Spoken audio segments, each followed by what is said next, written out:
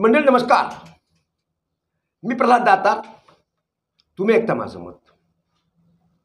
मंडळी, मी आता जेव्हा बोलतो तेव्हापासून जवळपास 8 ते 10 तासानंतर महाराष्ट्रातील निवडणुकांचा जाहीर प्रचार संपून जाईल आणि त्यानंतर जे काही चालू होईल त्याला कत्तल की रात म्हटल्या जाते. आणि ती कत्तल की रात किंवा या रात्री जो जागरण करते, लाईन लावते, व्यवस्था करते, बरोबर करते, गोट्या फिट करते, बरोबर आपलं रसद पोहोचवते आणि ठिकठिकाणी व्यवस्थितपणा करते, तो उमेदवार निवडून येते असं अनेकांचं मत आहे. अनेकांचं मत आहे. म्हणजे तब्बल या 15 दिवसापासून आपण जे काही भोंग्यातून, जाहीर सभातून किंवा प्रत्यक्ष भेटीतून, द्वार भेटीतून, उमेदवारांच्या प्रत्यक्ष संपर्कातून जे ऐकलं असेल ते सर्व विसरून जाऊन, ते सर्व बाजूला ठेवून या कत्तलची रातमध्ये जे काही घडते ते खरं आहे. आणि ते कत्तलची रात्र काही तासानंतर सुरू होईल आणि त्यामध्ये मग ताई, दादा की भाऊ हे ठरणार आहे. मंडळी, मी प्रामुख्यानं जळगाव जामोद मतदारसंघाबद्दल सांगतो. या जळगाव जामोद मतदारसंघाच्या ताई म्हणजे स्वातीताई वाकेकर ज्या महाविकास आघाडीच्या उमेदवार आहेत. निवडणुकीचं तिकीट, पक्षाचं तिकीट भेटतानाच 1 विरुद्ध 21 असा लढा त्या दिल्लीत जिंकल्या. पण आता गल्ली त्यांना किती मुंबईत पाठवण्यासाठी मदत करते हे पाहावं लागेल. कारण यावेळेस काँग्रेसच्या एकही बड्या नेत्याची सभा जळगाव जामोद मतदारसंघामध्ये झाली नाही. माझ्या माहितीप्रमाणे एका ठिकाणी कार्यक्रमाची व्यवस्था झाली, मंडप टाकल्या गेला, मंडपाची व्यवस्था झाली, पण काय संदेश आला काय माहीत, ती सभा रद्द झाली आणि 2-3 दिवस मग तो मंडप काढायला गेले. वर्णबकालची अवस्था इथे होता कुठेतरी तो कार्यक्रम. त्यामुळे कोणीच आलं नाही. का आलं नाही याच्यावर कोणीच कुठं प्रतिक्रिया दिली नाही. किंवा मी काही जेव्हा विचारायला प्रयत्न केला तेव्हा बरेच लोक आम्हाला माहीतच नाही, म्हणजे असं दाखवलं. मग हा मंडप कशासाठी पडला होता? तो काँग्रेसच्या उमेदवाराच्या प्रचारासाठी होता हे मला माहीत आहे, हे तेही सांगतात. पण मग कोण येणार होतं, काय कोण तिथं बोलणार होतं, काय प्रबोधन करणार होते, कोणत्या तोफा टाकल्या असत्या काय जे, पण ते काही सांगितलं गेलं नाही. म्हणजे एकही बळा नेता काँग्रेसच्या प्रचाराला मतदारसंघामध्ये टपकला नाही. पण त्या बळ्या नेत्यामध्येच असणारा एक नेता जे काही या जिल्ह्याचे खासदार होते राहिले बऱ्याच वेळा, आणि काँग्रेस पक्षामध्ये त्यांचं सध्या अजूनही त्यांची थोडीशी चलती आहे, थोडीशी, जास्त नाही. कारण सर्व त्यांचं ऐकतील एवढे काही त्यांनी उपकार कोणावर करून ठेवलेले नाहीत. त्यामुळे पण तरी बी इतरांच्या तुलनेत गेला म्हणजे राऊंड मारला म्हणजे काही 10-5 जे भटकले आहेत ते जरासं आपल्या आव्यात येऊ शकतात. यासाठी म्हणून मुकुल वासनिक यांना जवळपास 3 दिवस या मतदारसंघातल्या 3 तालुक्यामध्ये वापरल्या गेलं.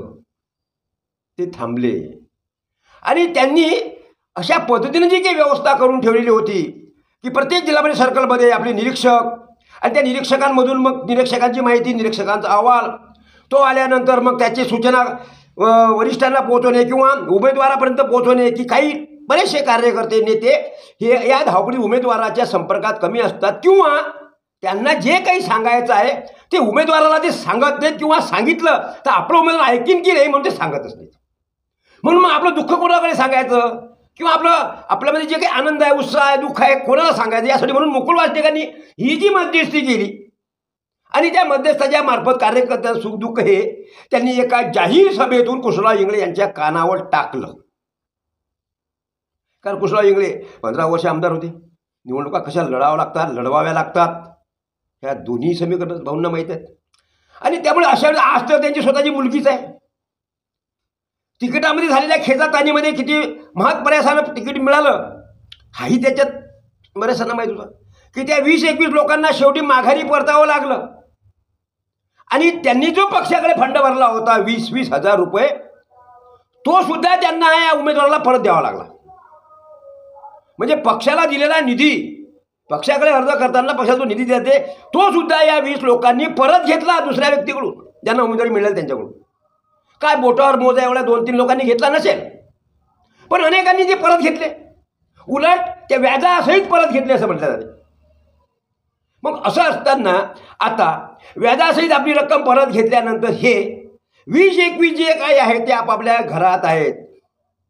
शरीरानं ते कधी कधी फक्त उमेदवारांचं, जेव्हा उमेदवारात दौरा आपल्या गावात येते तेव्हा ते सीमेवर उभे राहतात की हो अरे आपलं, कारण त्यांना माहीत आहे की या गावामध्ये संपूर्ण लोकांना माहिती आहे की आपण कोण्या पक्षाच्या. मग आता आपल्या उमेदवार जर गावात येतं तर आपल्याला विषयावर गेलं पाहिजे, मग तिथं स्वागतासाठी म्हणून तेवढे असतात.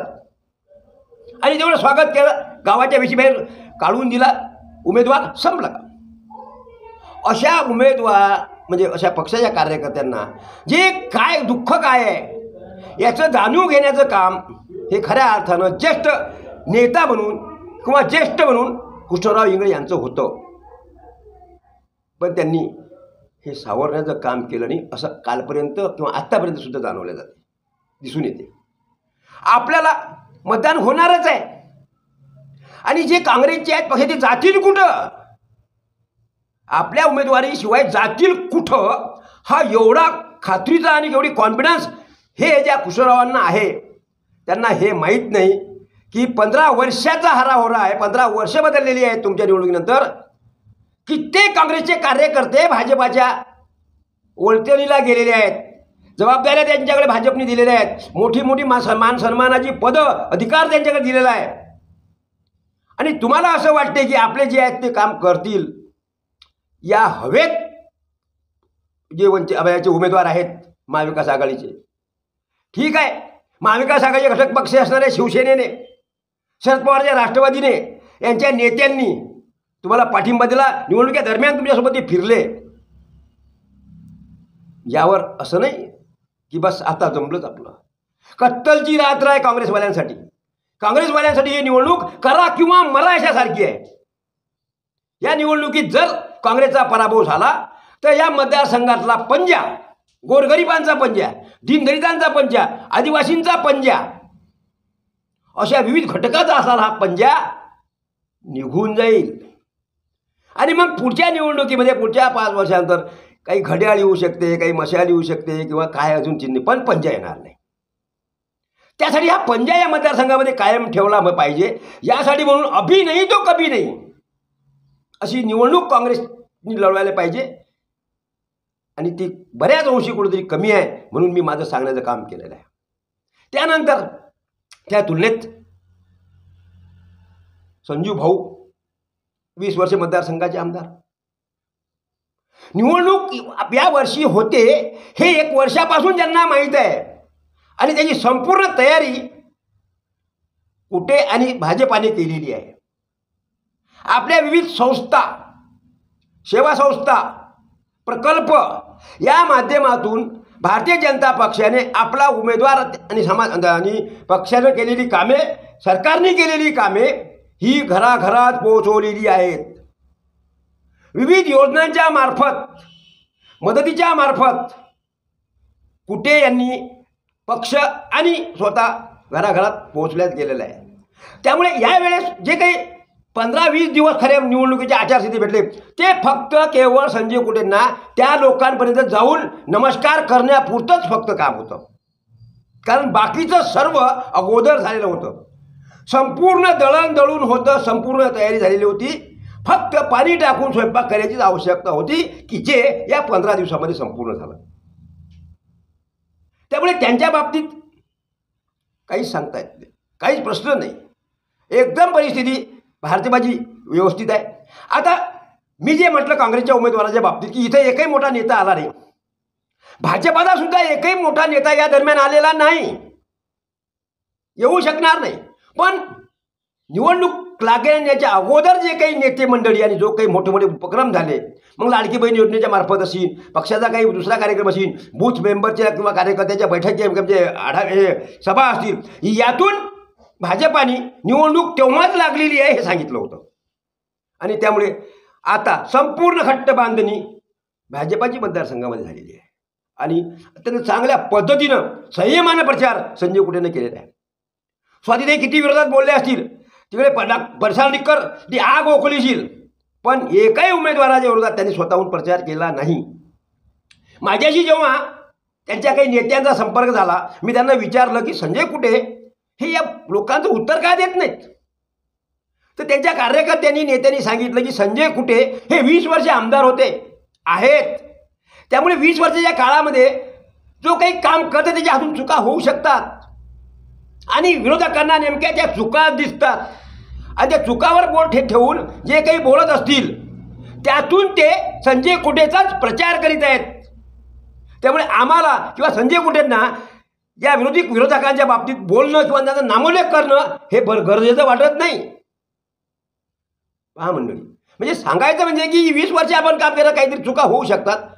मग आता विरोधकांना आपलं नाव घेतल्याशिवाय म्हणजे प्रशांत डिक्करांना संजय कुटेच्या विरोधात जेवढं जास्त बोलल्या जाईल तेवढा आक्रमक नेता, स्वाती वाकेकरांना जेवढा केव्हा संधी मिळेल तेव्हा त्या बोलतात की या आमदारांनी असं केलं नाही. त्यामुळे तिथेही त्यांचा प्रचार होते, इथेही त्यांचा प्रचार होते. पण या दोघांच्याही प्रश्नाची उत्तरं किंवा जे काही अजून उमेदवार वंचितचे उभे आहेत त्यांच्याही उमेदवारातून काही अपप्रचार झाला असेल त्यांचंही उत्तर देणं संजय कुटेला महत्त्वाचं वाटत नाही. त्यामुळे अत्यंत संयमानं आणि मौनी प्रचार हा संजय कुटे यांचा झालेला आहे. त्यामुळे त्यांचं मौन हे निश्चितच वादळापूर्वीची शांतता आहे. त्यानंतर मंडळी आमचे प्रशांत दादा संग्रामपूर तालुक्यामधलं एक वादळी व्यक्तिमत्व, एक खंडा आंदोलक आणि या निमित्तानं आज विदर्भामध्ये पोहोचलाय. राजू शेट्टी यांच्या पावलावर पाऊल टाकत चांगली झेप घेतली. हाळा मासाचा शेतकरी, हाळा मासाचा कार्यकर्ता, हाळा मासाचा समाजसेवक म्हणून ज्याची ओळख आहे. आणि यावेळेस तर प्रशांत डिक्कर यांचं एकदम नशीबच पालटलेलं आहे. कालपर्यंत असं वाटत होतं की प्रशांत डिक्कर, लोकही म्हणतात मतदारसंघामधले की हे कृष्णराव इंगळेनं उभं केलं असेल, स्वाती वाकेकरनं उभं केलं असेल, संजय कुटेनं उभं केलं असेल किंवा कोणाहीतरी मदत असेल, या दोन्ही उमेदवारांना पाड्याची मदत असेल, काय अंदाज त्या प्रशांतबद्दल बांधतात ते बांधत असतील. पण प्रशांतच्या 2-3 सभामधून प्रशांतने दोघांनाही तेवढंच जोडलं. स्वाती वाकेकरांचा माझ्याशी काही संबंध नाही, दुरान्याने संबंध नाही, ते माझ्यासाठी पैसे लावू शकत नाहीत, संजय कुटे तर लावूच शकत नाहीत.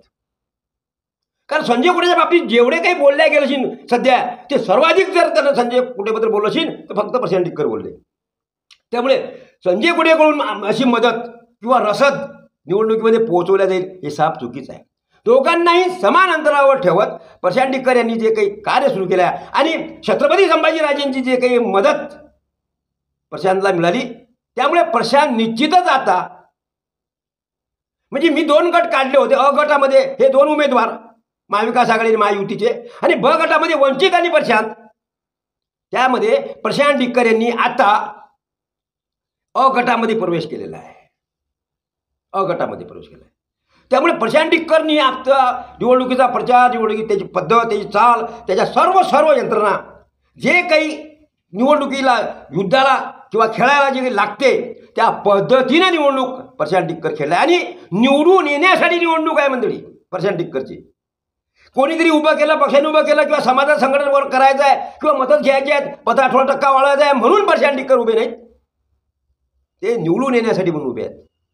त्यामुळे अशा परिस्थिती या मतदारसंघामध्ये ताई, भाऊ की दादा अशी परिस्थिती आहे. प्रशांत डिक्करच्या निवडणुकीत सुद्धा मोठा खर्च आहे, प्रचंड खर्च आहे. की 15 वर्ष आमदारकी असणाऱ्या कृष्णराव इंगळेंच्या मुलीचा जेवढा खर्च असेल किंवा 20 वर्ष आमदारकी असणाऱ्या संजय कुटेचा जेवढा खर्च असेल त्या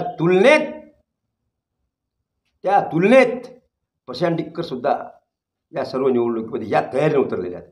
त्यामुळे मंडळी आपल्याला आता प्रचार संपल्यानंतर कत्तल की रात्र असेल, बाकीचं असेल आणि नंतरच 20 तारखेला निवडणूक आहे, मतदान आहे आणि 23 तारखेला कोणाचा गुलाल तुमच्या माझ्या अंगावर पडेल हे बघायचं आहे. मंडळी, मी माझं मत व्यक्त केलं. आवडलं लाईक करा, शेअर करा आणि ज्यांनी अजून आपला साक्षीदार यूट्यूब चॅनल सबस्क्राईब केलं हे जरूर सबस्क्राईब करा. आता इथं थांबतो, पुन्हा उद्या भेटू. तोपर्यंत नमस्कार.